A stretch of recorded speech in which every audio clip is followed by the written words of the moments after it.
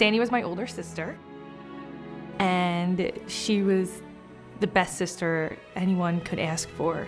I first met Sandy Rollman when she was my patient. I was her nurse.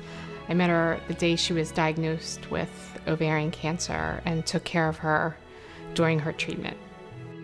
There are about 21,000 new cases of ovarian cancer in the United States, which makes it not the most common gynecologic cancer, but it accounts for more deaths than all other gynecologic cancers combined.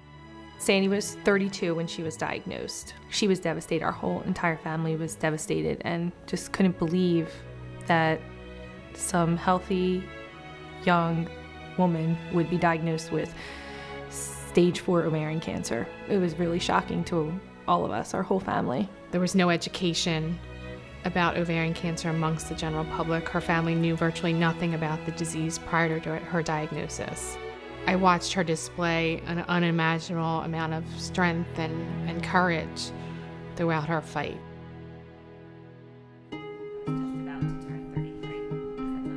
I was diagnosed in 1993. I was 43, and I was diagnosed with a stage 3C, and the tumor was about 2 to 3 inches big. And then I went through 6 rounds of chemo. I lost my eyebrows, I lost my eyelashes, and I went home weighing 92 pounds. It was the fall of 2003, and I was at my sister Gail's twins' play. And she was complaining to me that she had had this heavy feeling and that she just felt bloated all the time. 6 months later, she was diagnosed with ovarian cancer. And so those were the early symptoms that we basically ignored because we didn't know about it. I had no symptoms or anything, and I had a test on an ultrasound, and they found a blockage. When doctor told me that he did find cancer, I think I was in shock. I didn't expect it. I've always been very healthy. October 3rd, I got a phone call from the doctor, and she said, "It's malignant. You have ovarian cancer." And instantly, my world came crashing down as I'm standing in my kitchen. I'm 31 years old. I've been married for 2 years, really a fairy tale marriage. And here I'm thinking, what is going on? Am I gonna die? Who's gonna be there for my son? What's happening? You know, what is ovarian cancer? I wish I could go back in time to that play and tell her, run to the doctor, because these are serious symptoms. She was diagnosed stage 3. She fought for 2.5 years. She would take any drug they give her. She just wanted to live for her kids and for her family. And unfortunately, Gail passed away at the age of 41 in August of 2006. Robin and I decided that her fight still needed to continue, so that's when we decided to start the Sandy Rollman Ovarian Cancer Foundation 10 years ago. Adrienne and I started the organization on my living room floor. We knew nothing about running a nonprofit. You know, I was a nurse, Adriana was a college student, but we did know what ovarian cancer could take. When we created the Sandy Rollman Foundation, we really based our goals on what wasn't available to Sandy and her family at the time of diagnosis. We wanted, to raise awareness about the disease among physicians and the general public, raise funds to advance research, and unite people in the fight. One of the reasons why we started the Sandy Rollman Foundation was to, put more information about ovarian cancer out there and help these women with support.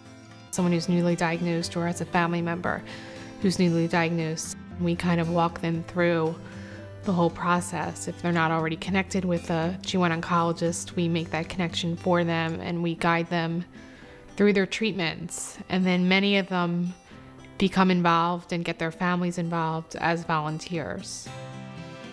When my sister found out she had ovarian cancer and had such little information, she went looking and found the Sandy Rollman Foundation and was just so blown away by how dynamic they were and how committed they were to the cause. Right.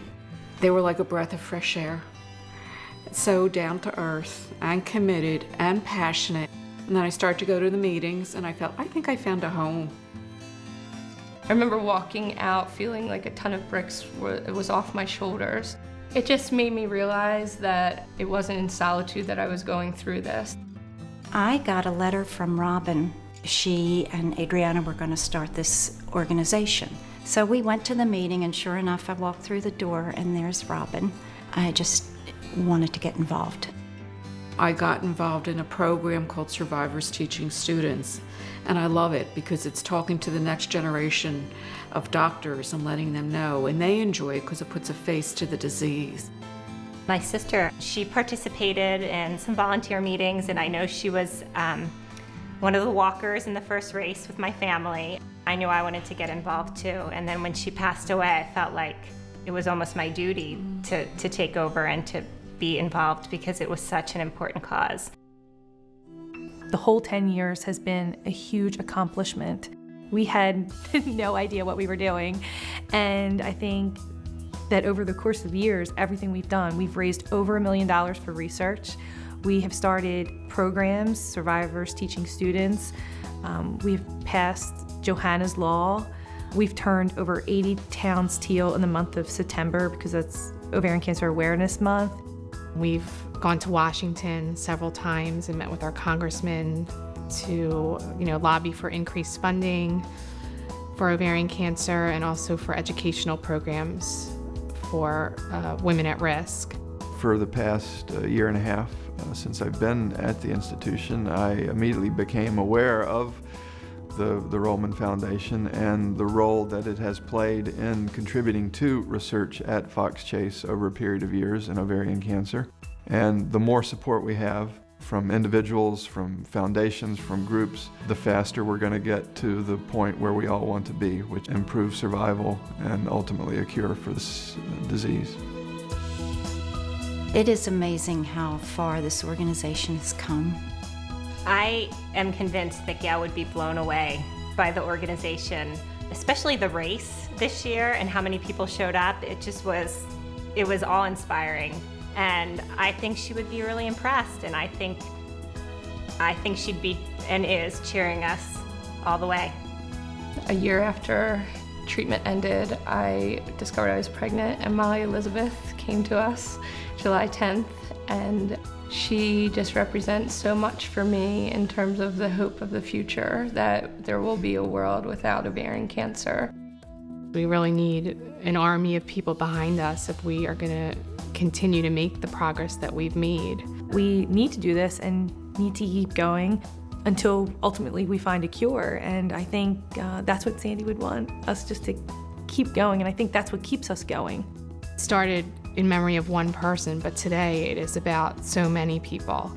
And those legacies live on through the work that we do. I think Sandy would be tremendously proud of what we've become.